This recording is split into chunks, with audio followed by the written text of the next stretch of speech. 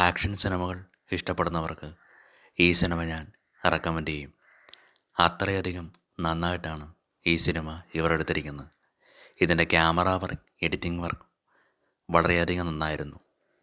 ഈ സിനിമയിലെ നായകൻ ഒരു സ്കൂളിൽ ലാബ് അസിസ്റ്റൻ്റായിട്ട് ജോലി ചെയ്യുന്നു. ആ പ്രദേശം ചില റൗഡികളുടെ കീഴിലാണ്.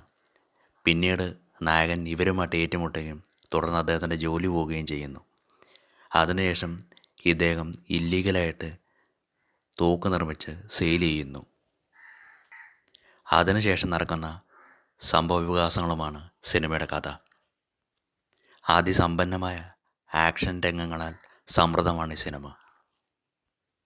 നെഗറ്റിവിറ്റിയായിട്ട് എനിക്ക് തോന്നിയിട്ടുള്ളത്, ഓൾറെഡി നമ്മൾ കണ്ടുമടുത്ത സിനിമകളുടെ സീൻസിൻ്റെ ഒരു റീക്രിയേഷനായിട്ടാണ് എനിക്കിത് തോന്നിയിരിക്കുന്നത്.